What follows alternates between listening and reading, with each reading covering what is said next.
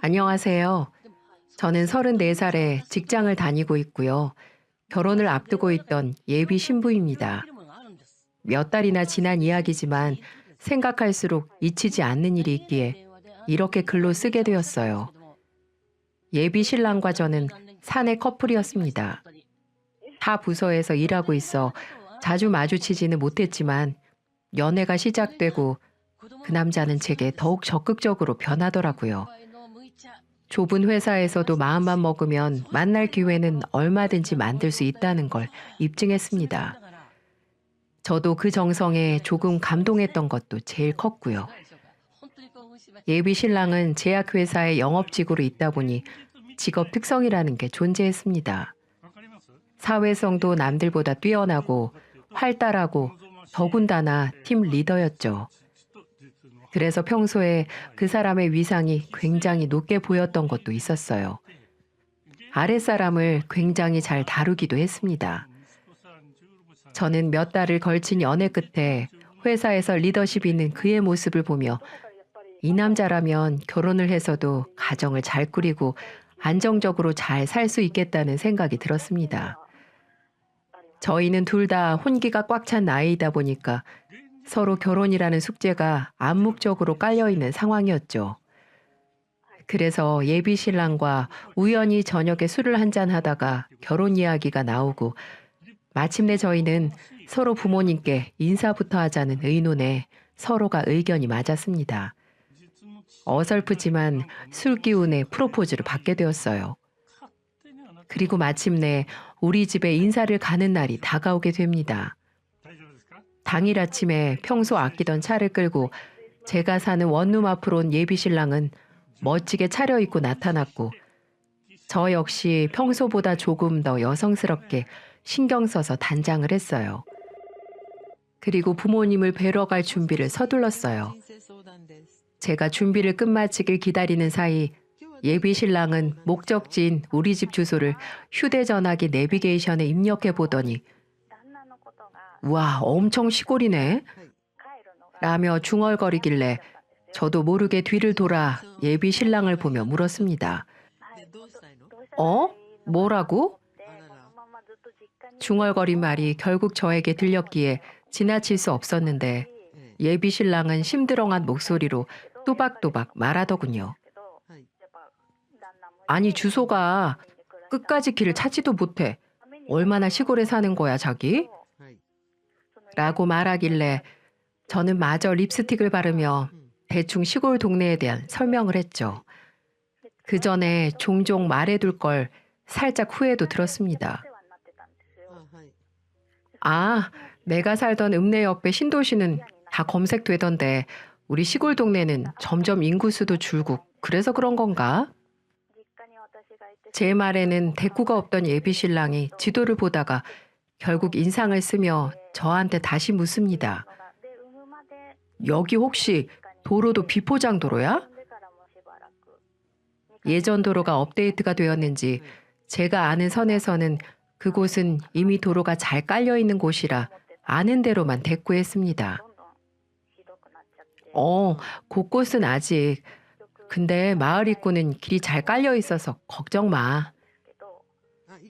예비 신랑은 평소 차를 끌고 회사에 가지 않아요.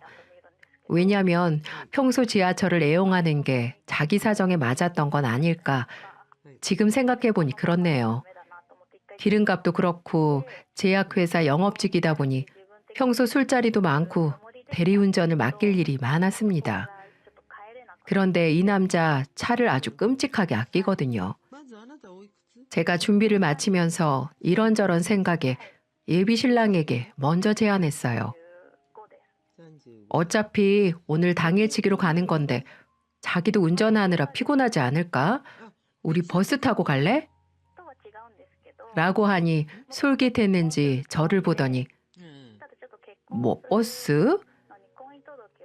저 역시 버스를 타고 시골로 내려가는 걸 좋아해서 오히려 설득을 하기에 이르렀습니다. 고속버스 타고 내려가면 은근 경치도 볼만하거든. 그럼 그럴까? 예비 신랑은 흔쾌히 제안에 동의하더군요. 예비 신랑 차에서 데이트를 하다 보니 조금 지겨운 느낌도 있었습니다. 저희는 그렇게 버스를 타고 2시간을 달려 지방 소도시에 도착했어요. 목적지가 시골이다 보니 예비 신랑은 제 어릴 적 시골에서 자란 이야기를 들으며 꽤 재밌어하는 반응이었습니다. 도시에서만 자라 내내 아파트에서 살아본 예비 신랑은 시골에 사는 삶이 약간 이상적으로 느껴졌나 봅니다. 마침내 터미널에 도착하자 예비 신랑이 이게 얼마 만에 탄 고속버스인지 그래서 그런가? 난 조금 멀미 나던데 자기는 괜찮아? 라고 말하길래 제가 걱정되는 마음에 나는 집에 올 때 자주 애용하니까 약 사줄까? 라고 물었습니다. 하지만 예비 신랑은 아이, 사나이가 돼서 멀미 하나를 못 이겨? 이 정도는 괜찮아. 라고 말하며 잠시 뒤에 마을버스로 갈아타 시골 읍내로 들어가야 하는데 조금 걱정이 되는 겁니다. 그래도 예비 신랑의 유쾌한 말투에 저는 안심하기로 했어요. 부모님께 처음 인사드리러 가는 길이라 그런지 저 역시도 슬슬 긴장이 되더군요. 마을버스로 갈아타는 사이 아빠에게서 전화가 울리는 겁니다. 마침 농장에 나가는 길인데 읍내로 마중을 나오시겠다고 하셨어요. 그래서 저는 가는 길, 집으로 들어가는 길에 택시를 잡을까 고민하던 찰나이기도 해서 대충 도착 시간을 알려드리고 익숙하게 예비 신랑을 데리고 읍내로 가는 마을버스에 올라탔습니다. 가는 내내 주변 풍경이 예쁘다는 둥, 역시 제가 말했던 것 그대로를 즐기는 모습을 보며 뿌듯하더군요. 저희 시골은 과수원이 많아서 정말 풍경이 예술이거든요. 드디어 시골 읍내에 도착하게 되었어요. 사거리에 내리자 할머니들, 할아버지들이 날이 좋아서 마실을 많이 나와 있으셨고 또 시골장에 서는 날이라 그런지 좁은 읍내 사거리가 복작복작거리던 날이었어요. 그 사이에 아빠를 찾는데 한참을 보이지 않으셨어요. 그러다 저 멀리서 익숙한 모습이 제 눈에 띄는 겁니다. 아빠가 가끔 이용하시는 경운기인데 저희 집에서 운영하는 과수원에서 사용하는 경운기를 끌고 읍내 사거리에 나타나신 거예요. 저는 반가운 마음에 손을 흔들어 저희가 서 있는 곳을 알렸습니다. 아빠, 여기에요. 라고 손을 흔드니까 옆에 서 있던 예비 신랑이 놀란 목소리로 저분이 장인어른이셔? 라고 묻는 겁니다. 그래서 저는 그렇다고 고개를 끄덕이며 웃으며 대답했어요. 경운기를 끌고 나온 아빠는 저희를 태우기 위해 겸사겸사 근처에 나오셨다가 오신 길이라고 덧붙여 설명까지 했습니다. 그런데 예비 신랑 반응이 영 탐탁지 않았던 건 이때부터였어요. 아, 안녕하십니까? 허리를 숙여 인사를 하자 아빠는 머리부터 발끝까지 허우대가 멀쩡한지 스캔을 먼저 하시며 입을 여셨습니다. 그래. 자네가 지선이 남자친구구만. 반갑네. 내가 이의 애비라네. 아빠가 악수를 청하자 예비 신랑이 아빠의 손을 덥석 잡고 허리를 깊게 숙이며 대답했습니다. 이렇게 갑자기 찾아뵙게 되었습니다. 그러자 아버지는 마주 잡은 손을 흔들며 근처에 왔다가 마침 시간이 맞아서 두 사람 내가 데리러 왔네. 뒤에 타게나. 라고 말씀하셨죠. 갑자기 경운기 뒤에 타라는 아빠의 말에 놀란 나머지 네? 여기에요? 라고 말하며 예비 신랑은 아빠의 말에 깜짝 놀라 손사래를 치는 겁니다. 여기서 집까지 가려면 꽤 시간이 걸려 아빠가 항상 차로 저를 데리러 나왔는데 아마도 경운기가 낯설었는지 머뭇거리는 모습이었습니다. 그러고 보니 아빠 행색도 첫 만남에 보이기엔 딱히 좋은 모습은 아니었던 것 같네요. 농장에 들렀다 오시는 바람에 무릎까지 올라간 긴 장화는 흙투성이었고 작업복으로 항상 애용하시는 옷이 유독 그날따라 지저분했습니다. 저는 결국 계속 버티며 올라타지 않고 저를 보는 예비 신랑을 설득시켰어요. 자기야, 여기서 가려면 어차피 걸어서는 힘들거든. 미안한데 이거 타고 그냥 가자. 어?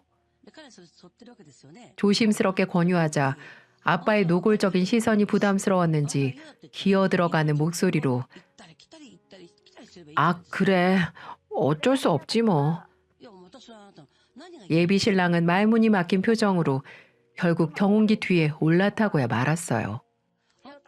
저 역시 그의 옆에 같이 앉아 아빠가 운전하시는 경운기를 타고 시골집으로 향했습니다. 지금에 와서야 생각해보니 시골에서야 흔히 볼 수 있는 풍경이지만 도시 사람에게는 조금 낯설 수도 있었겠구나 싶네요.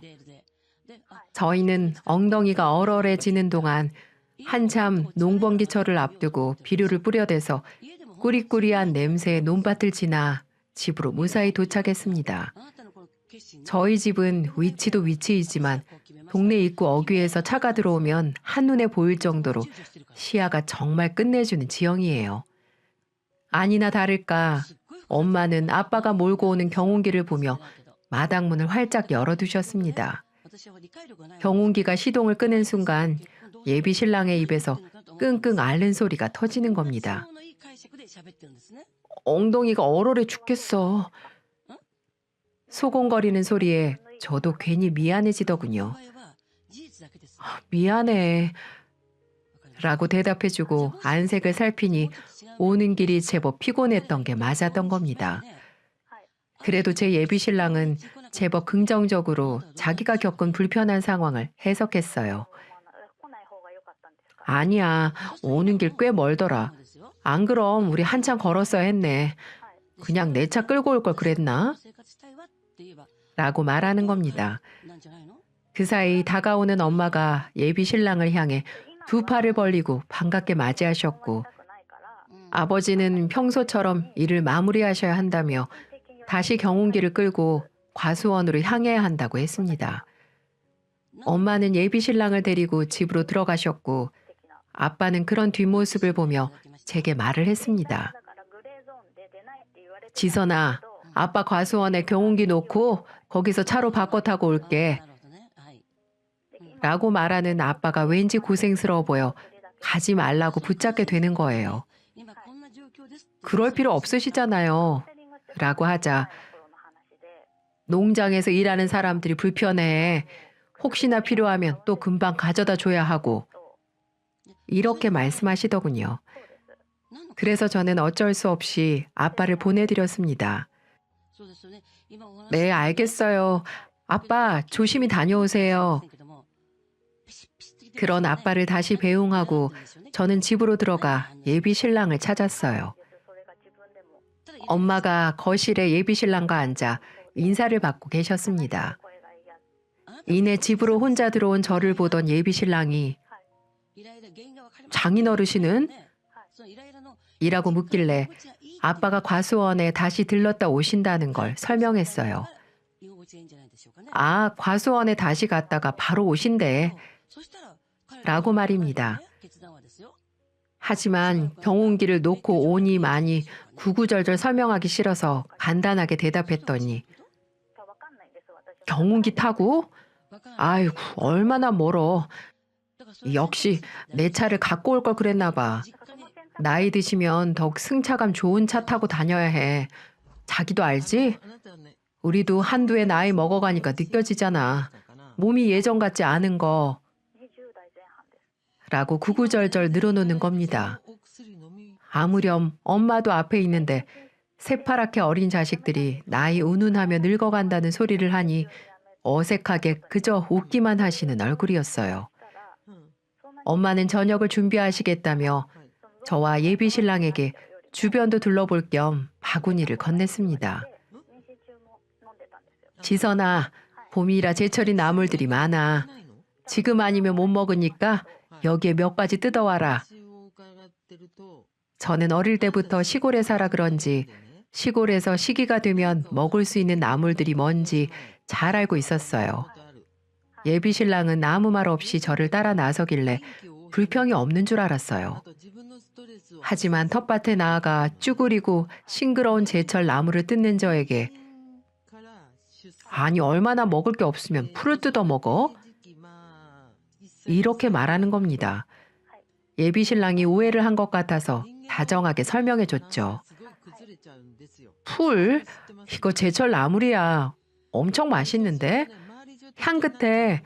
서울에서 이런 거 사 먹으려면 손바닥만큼 사도 5천 원은 줘야 할걸?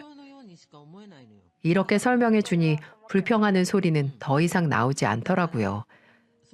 저는 텃밭에 나가 엄마가 심어두신 모종들이 자란 걸 보며 뿌듯해서 하나씩 설명해 줬습니다. 하지만 예비 신랑은 영 표정이 안 좋더라고요. 아무래도 고속버스를 타고 내려와 멀미를 해서 그런가 싶기도 했습니다. 그래도 먼 길 오게 된 저희 집 손님이니까 최대한 기분 좋게 접대를 해야 하는 게 맞다고 생각해서 저 역시 예비 신랑의 기분을 헤아리려고 노력했어요. 아, 속도 별로고 칼칼한 라면 같은 거 먹고 싶어. 여기 냄새는 왜 이렇게 똥 냄새가 나? 마을에 혹시 어디 배수관 문제 있는 거 아니야? 저는 그 말에 푸하하 하고 웃음을 터뜨렸어요. 여기는 청정지역이라 근처에 공장 하나 없거든요. 그래서 덧붙여서 다시 설명을 해줬습니다. 여기 지금 철이 그래서 냄새도 별로고 그렇지? 비료 냄새야. 그래도 이따가 저녁 되면 상쾌하고 분위기 좋아. 이런 거 라고 말하며 한 움큼 뜯은 제철 나무를 들어 보였습니다. 그러면서 먹다 보면 입맛도 살아날 거라고 호언장담을 했죠. 예비 신랑이 요즘 들어 입맛이 없어서 그런지 인스턴트 식품만 찾아대던 게 떠올랐어요. 저는 싱그러운 채소들과 나물들 그리고 과일나무에 열린 사과도 몇 개 따서 바구니에 담아 집으로 돌아왔습니다. 그 사이 집으로 복귀하신 아버지와 어머니는 서둘러 저녁 식탁을 차리셨습니다. 집은 정원이 있는 전원주택이었는데 보기엔 평범해도 특별하게 직접 지으신 집이라 수리할 곳 없이 평생 손 많이 가지 않아 부모님이 이 집을 너무 좋아하셨습니다. 배고플 텐데 어서 앉지. 예, 장인어르신. 조금 전 뚱하던 표정은 온데간데 없어지고 역시 제 예비 신랑은 부모님 앞에서 쾌활한 얼굴로 넉살 좋게 식탁에 앉았습니다. 아버지가 읍내에서 저를 기다리시다가 삼겹살을 사셨더라고요. 돼지 잡는 날 사온 거라며 귀한 거라고 특수 부위도 함께 올리시면서 말하니까 남자친구가 넉살 좋게 웃으며 한마디 던지는 겁니다. 아버님, 혹시 돼지 잡는 날만 기다렸다가 읍내 가시는 건 아니시죠? 그날만 기다리면서 숟가락 밟고 계시면 안 됩니다. 어르신들 나이 드시면 고기 잘 챙겨 드셔야 해요. 라고 발랄하게 말하자 순간 아빠는 해석하기 힘든 얼굴로 예비 신랑을 빤히 쳐다보더군요. 저야 제 아빠의 기분을 잘 안다지만 아마도 예비 신랑의 말투나 어른을 대하는 성향을 마음에 썩 들어하지 않는 눈치였어요. 하지만 예비 신랑은 그 분위기를 빨리 눈치채지 못했는지 한마디 덧붙이는 겁니다. 단백질 보충 젊을 때야 대수롭지 않게 생각하는데 나이 들면 아니거든요. 우리 제약회사 다녀서 제 말 믿으셔도 됩니다. 그렇지 자기야? 라고 말입니다. 저는 예비 신랑이 툭 치며 동조를 구하는 말에 어쩔 수 없이 말을 어버버거리며 고개를 끄덕였어요. 저희 아버지는 사실 농장 일을 오래 하시고 식성도 좋으셔서 매번 끼니도 거르지 않고 건강하게 드세요. 매년 해마다 받는 건강검진에서도 빨간불 하나 끈 곳이 없었거든요. 어쨌든 첫 술을 그렇게 뜨기 시작하고 엄마가 갑자기 자리에서 일어나는 거예요. 어머 맞다. 언젠가 우리 사위 오면 마시려고 아껴두던 거 있는데 하시면서 장식장에서 인삼주를 꺼내오셨습니다. 정말 귀한 인삼으로 담근 건데 집에 귀빈이 오지 않는 이상 따지 않는 거였어요. 뚜껑에는 어설픈 글자로 7년 전 날짜가 적혀 있었고 엄마가 식탁에 그걸 턱하니 올려놓고 잔을 가져오자 예비 신랑은 빤히 인삼주통을 바라보는 겁니다. 어때? 맛있겠지? 엄마가 기분 좋게 국자로 술을 한 잔 떠서 내밀자 고개를 꾸벅이며 인삼주를 받아들고 아빠의 잔에도 술이 채워지자 두 사람은 조용히 잔을 부딪히고 맛을 보더군요. 정말 은은하고 맛있는 술인데 이거 도라지예요? 라는 말에 저희는 일순간 빤히 예비 신랑을 바라봤습니다. 평소 장난치는 표정이었지만 부모님은 처음 듣는 소리에 조금 난감해 하셨습니다. 무슨 소리야? 이거 되게 귀한 인삼이야. 나도 담그는 거 봤어. 라고 말하며 제가 예비 신랑 옆구리를 툭 치며 한 소리 하자 화들짝 놀라며 서둘러 변명을 하는 거예요. 아니, 요즘 시골에서 어르신들 상대로 하도 사기치는 사람들이 많아서 알잖아 자기도. 제약회사 이름 아무거나 달고 와서 용 발톱이니 도라지를 산삼으로 둔갑시켜서 막 팔고. 변명치고는 오히려 더욱 분위기를 악화시키는 말만 하길래 저는 서둘러 자리에서 일어나 예비 신랑의 잔과 아빠의 잔에 한 잔씩 더 따라드렸습니다. 귀한 거라며 제가 조금 생색을 오버해서 냈더니 예비 신랑이 한다는 소리가 글쎄 저는 사실 입이 싸구려라 그런지 아무래도 공산품이 입맛에 맞는 것 같습니다.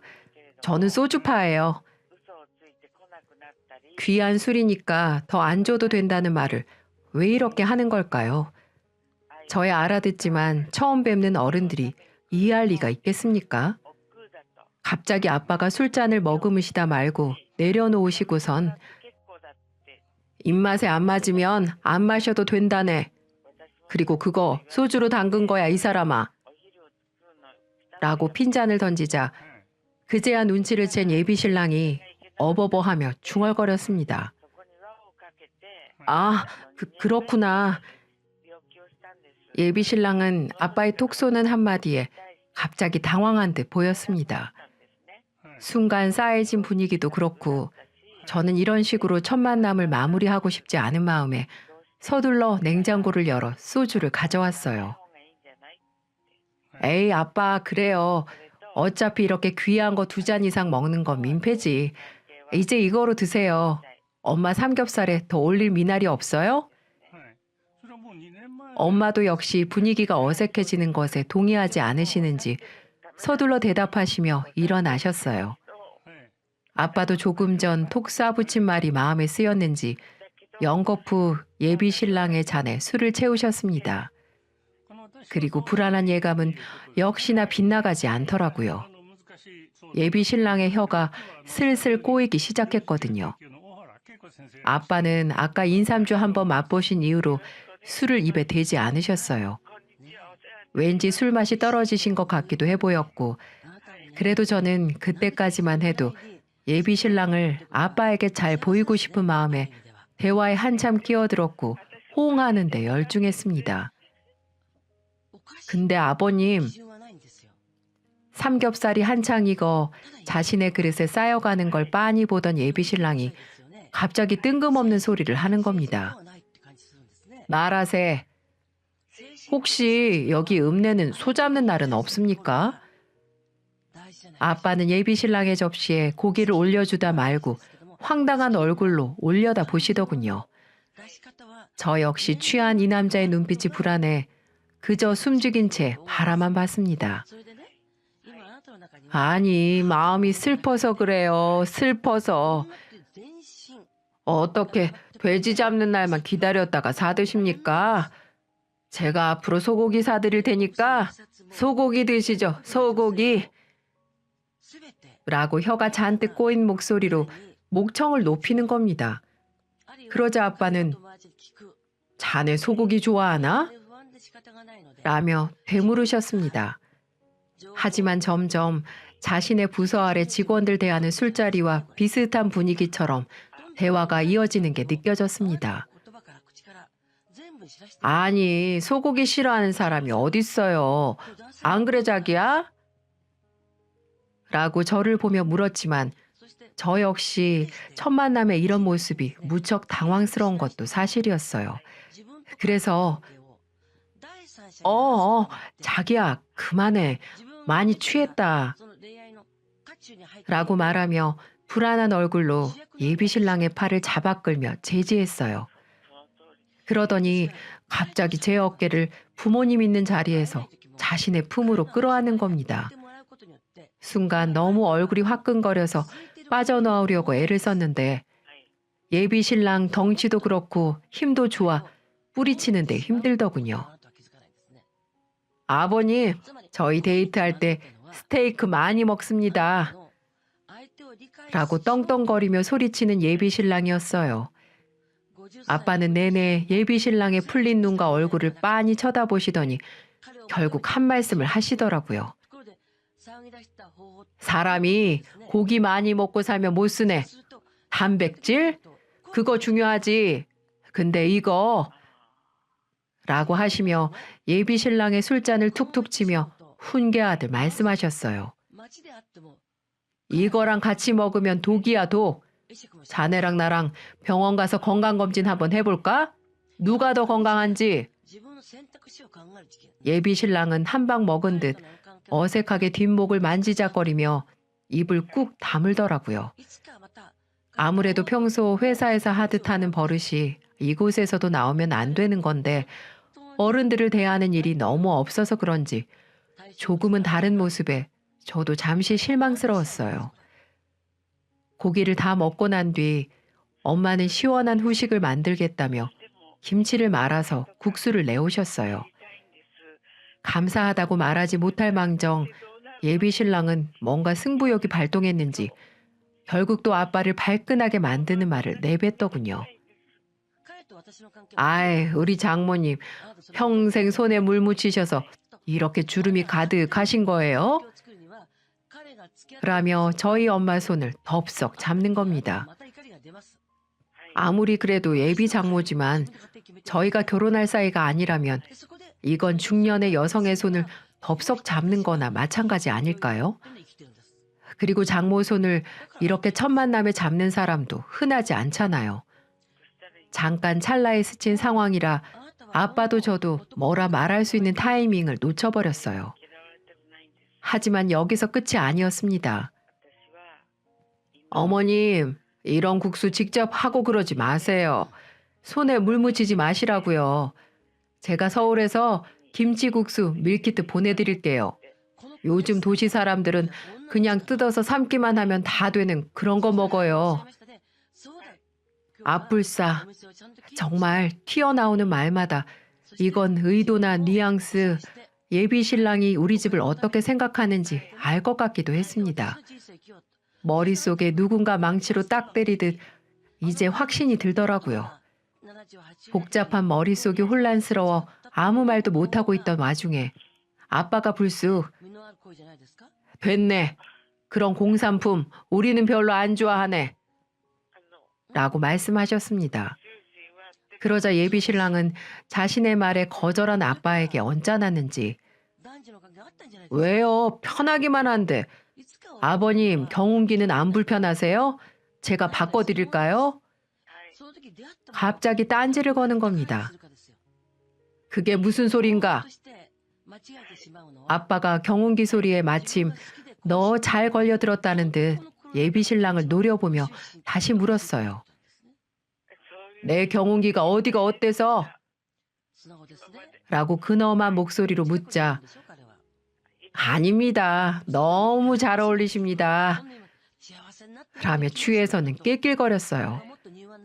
저는 결국 이제는 장단을 맞추지도 않고 고개를 숙인 채 젓가락만 희적였습니다. 그런데 그 사이 예비 신랑이 제 옆구리를 툭 치는 겁니다. 자기야, 여기 중고차 파는 데 없어? 라고 말하는데 제 안색은 이미 새파래졌고 왜? 있긴 있어. 저기 옆에 신도시 단지로 가는 길에 있을걸? 이렇게 말하며 제가 아무 생각 없이 대답했던 게 문제였습니다. 갑자기 아빠에게 고개를 획 돌리던 예비신랑이 아버님, 제가 티코 한 대 뽑아드릴까요? 저 그만한 능력은 됩니다. 지금 바로 가시죠. 예? 라고 하는 겁니다. 저희 셋은 정말 넋이 나간 채로 예비신랑을 빤히 바라봤습니다. 예비신랑이 술에 취해 주절거리는 것도 그저 어색하게 웃으며 바라보시던 엄마도 더 이상은 웃지 않으시는 겁니다. 아빠는 자리에서 일어나 헛기침을 하며 그 말을 무시한 채 밖으로 나가버리셨고 예비신랑도 그 모습에 어색해진 분위기를 그제야 읽었는지 마른 세수를 하며 술 취한 눈을 내내 껌뻑거렸어요. 엄마는 굳은 얼굴로 조용히 일어나 접시를 치우고 식탁을 마무리하기 위해 슬슬 정리를 하셨어요. 저는 그 순간 예비신랑 팔을 잡아 끌고 집 밖으로 나왔습니다. 상황이 쎄한 걸 눈치는 챈 건지 예비신랑이 밖으로 나오자 먼저 입을 열더군요.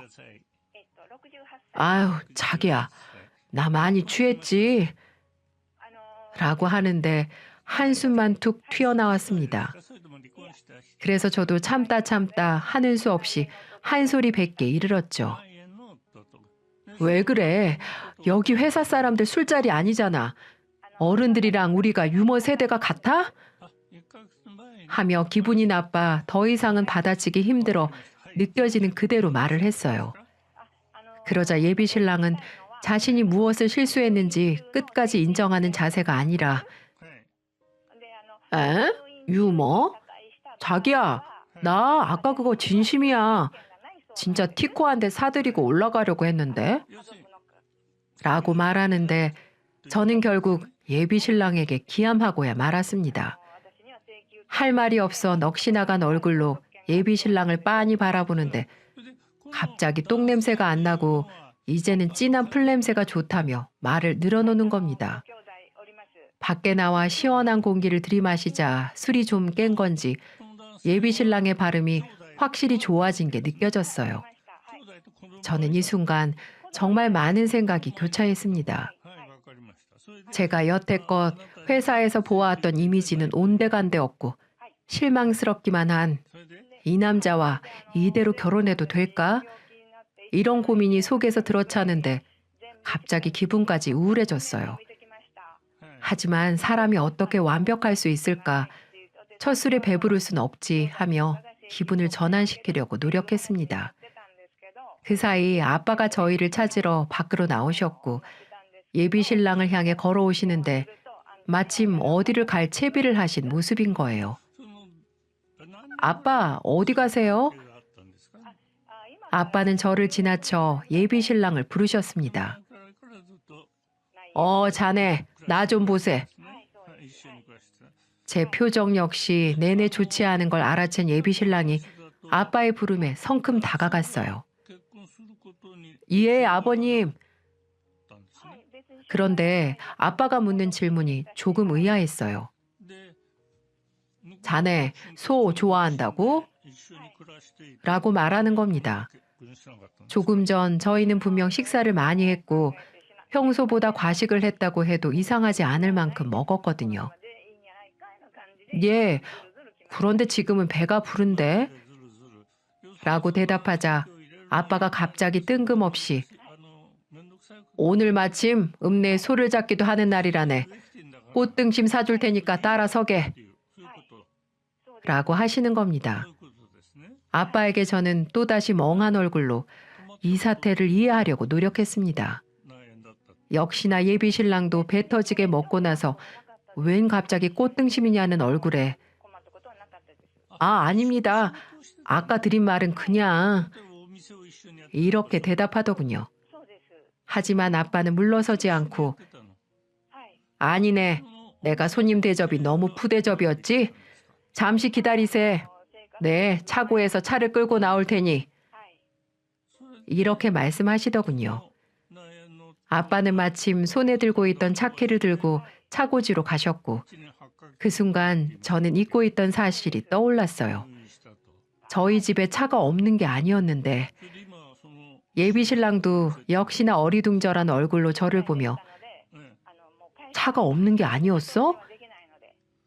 라며 물었고 저는 있지 그럼. 어떻게 이 넓은 땅에서 경운기만 타고 다녀? 라고 대답하며 한숨을 푹 내쉬었습니다. 어디서부터 예비 신랑에게 말해야 할지 난감하기만 하더군요. 그런데 더 가관인 건 근데 왜 말 안 했어? 라며 저에게 따지듯이 묻는 겁니다. 갑자기 스트레스가 확 몰려와서 저도 모르게 짜증스럽게 대답했습니다. 내가 우리 집 무슨 차 끈다고 구구절절 말할 나이는 아니잖아. 이렇게 말하자 예비 신랑은 주춤거리며 그건 그런데 라고 대꾸하더군요. 정말 어리둥절한 표정으로 뒷머리를 극적이면서 사태가 어떤 상황인지 이해를 못하는 것 같았습니다.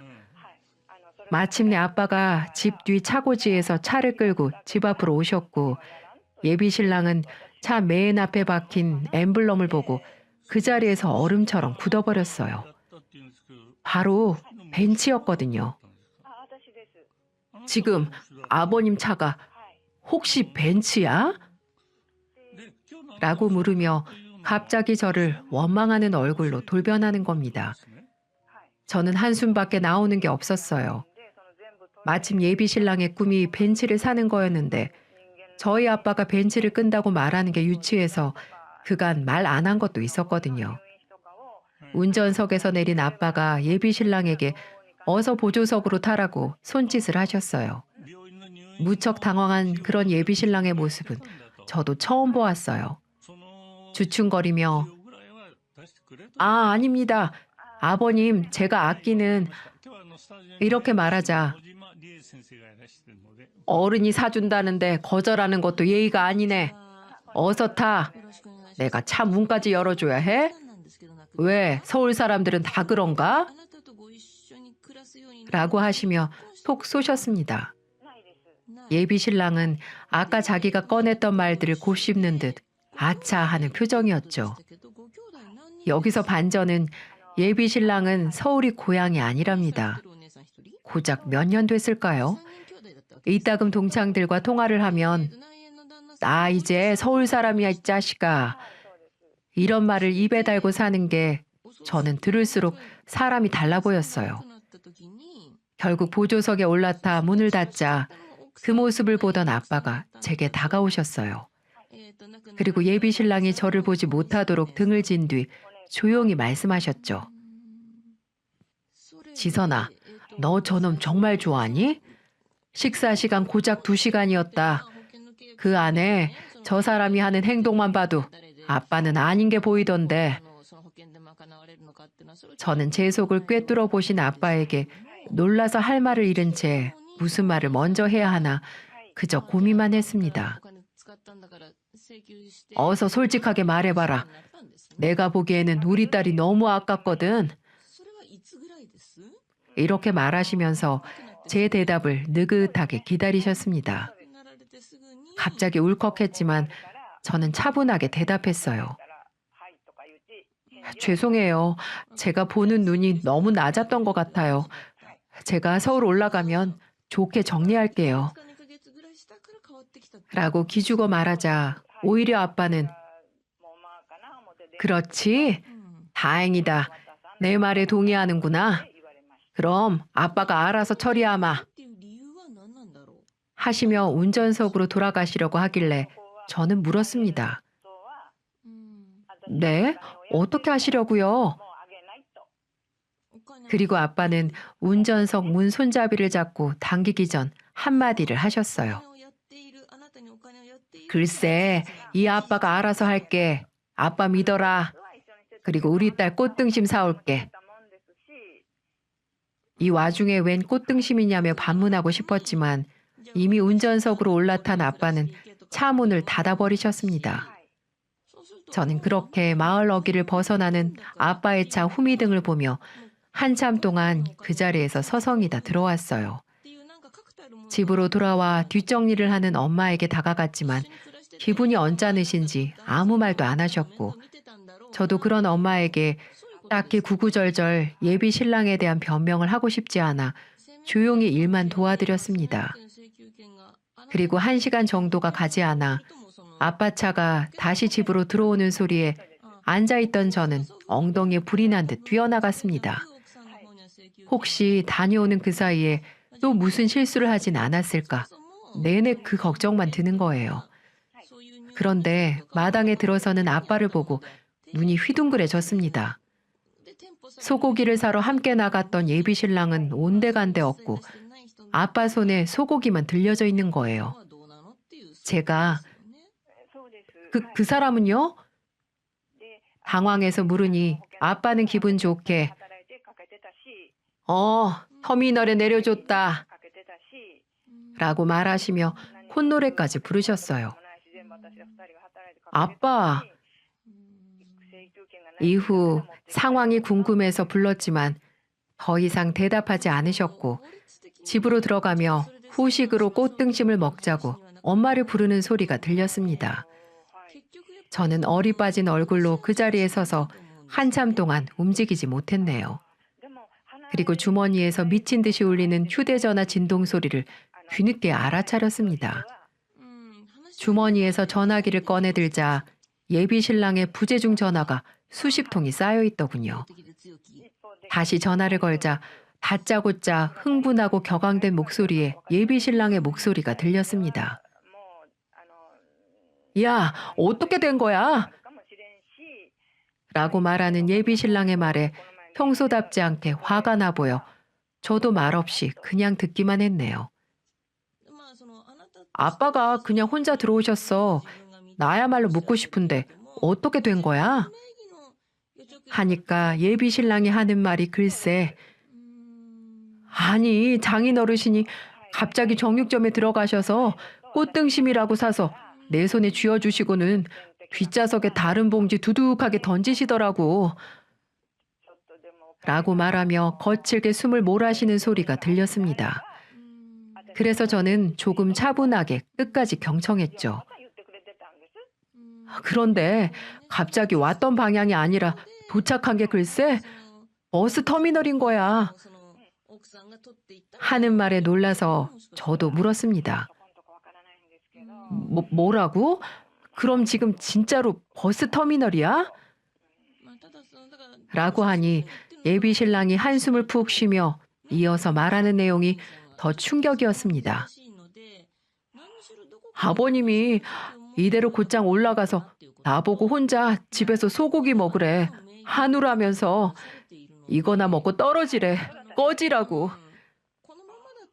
저는 황당해서 대답도 나오지 않더군요. 결국 예비 신랑은 그대로 버스를 탄 채 서울로 향해야 했습니다. 그리고 한 손에는 아빠가 사준 소고기 1인분을 들고 말이죠. 그리고 저는 그날 저녁 정말 배 터지게 소고기를 먹어야 했어요. 표정 관리 하나 안 됐지만 아빠는 은근 통쾌한 듯 기분이 좋아 보이셨어요. 결국 예비 신랑은 가볍게 굴던 입방정에 소고기를 사러 따라 나갔다가 저를 2번 다시는 보지 못하게 되었습니다. 저는 그 이후 서울로 복귀해 평소 러브콜을 받았던 다른 제약회사에 이직을 하게 됐어요. 사실 예비 신랑과 같은 회사에 다니는 게 좋아서 그동안 좋은 조건에도 이직을 못하고 있었던 건데 저도 그 사람의 진짜 얼굴을 실제로 보게 되니 갑자기 정도 떨어져 버렸거든요. 그 이후로 연락이 없었냐고요? 당연히 초반에는 예비 신랑의 미친 듯한 연락에 하루 일상이 불가할 정도였어요. 하지만 이미 우리 집에서 벌어진 일은 돌이킬 수 없지 않습니까? 그런 사람과 결혼해 부모님 마음에 못을 박느니 차라리 혼자 늙을 때까지 효도하면서 사는 게 낫다고 생각했습니다. 남자 공부 제대로 했다고 생각하지만 그래도 한편으로는 나쁜 사람은 아닌데 라는 생각도 들었습니다. 지금은 연락이 뜸해지긴 했는데 헤어지자는 통보가 아무래도 인정하기 힘든 모양이에요. 최근 폐인처럼 지낸다는 말에 속이 상해 조금은 흔들리는 것도 솔직한 심정입니다. 제대로 혼쭐이 난 예비 신랑, 이대로 다시 재회한다면 이전에 했던 행동들에 대해 변화가 있을까요? 아니면 사람 인성은 절대 뜯어 고칠 수 없는 걸까요? 회사에서 항상 아랫사람만 대하는 버릇 때문에 잠시 감을 잃었던 게 아닌가 이런 생각도 드네요. 밤이 깊어지는데도 요즘 그날의 일이 자꾸만 떠올라서 저는 밤잠을 설치게 되네요. 지금까지 제 긴 사연 들어주셔서 정말 감사합니다.